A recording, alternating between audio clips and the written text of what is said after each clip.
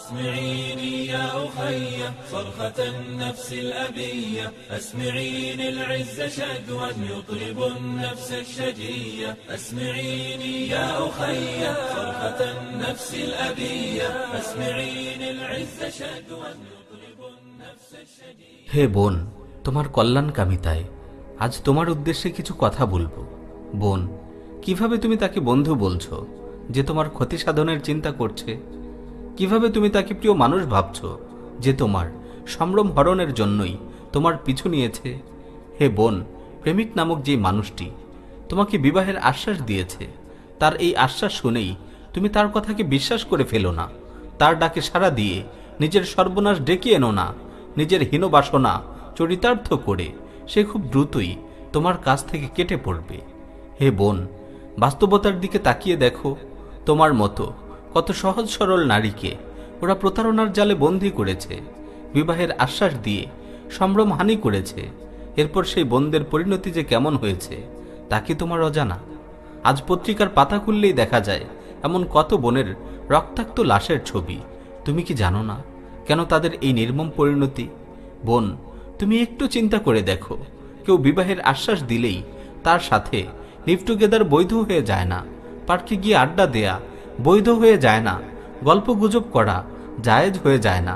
মোবাইলে কথা বলা কিংবা নেটে চ্যাট করা জায়েজ হয়ে যায় না। দেখো বোন, আজ কত বোনই নিজের মহামূল্যবান সম্পদ চরিত্রের ব্যাপারে বেখবর হয়ে পড়েছে। বয়ফ্রেন্ড আর প্রেমিক নামক সর্বনাশা ফাঁদে পা ফেলেছে। তাদের কামনা বাসনা পূরণের জন্য নিজেকে উন্মুক্ত করে দিচ্ছে। অথচ শপিং কিংবা লেনদেনের সময় সেসব বোনের কাছ থেকে কেউ যদি কৌশলে 5 টাকাও বেশি নিয়ে যেতে চায়, তখন তো তারা নির্বুদ্ধিতার পরিচয় দেয় না, ভালোভাবেই হিসাব করে থাকে। তাহলে নিজের মূল্যবান সম্ভ্রমের ব্যাপারে কেন তারা এতটা উদাসীনতার পরিচয় দিচ্ছে?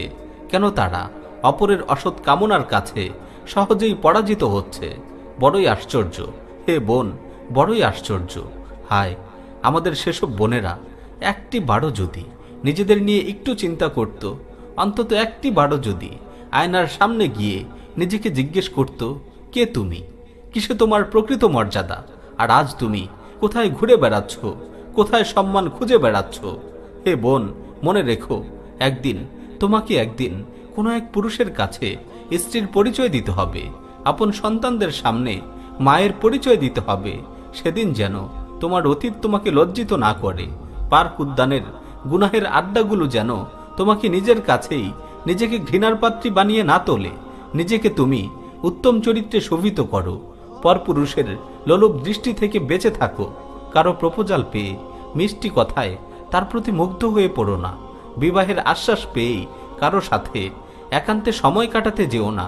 জেনে রেখো হে বোন, আজ যারা নানানভাবে তোমার মনোযোগ কাটতে চাচ্ছে, তোমার শুভাকাঙ্ক্ষী পরিচয় দিয়ে কাছে ঘেঁষতে চাচ্ছে, এমন মানুষগুলোই তো তোমার মতো কত বোনকে লাঞ্ছিত করে নিজের পথ ধরেছে, ছুরি চালিয়ে রক্তাক্ত করেছে। হে বোন, একবার, অন্তত একবার ভাবো, নিজের বর্তমান অবস্থা নিয়ে অন্তত একবার চিন্তা করো। মহান আল্লাহকে ভয় করো, দিনকে আঁকড়ে ধরো, ইসলামের পথে সুন্দর জীবন গড়ো।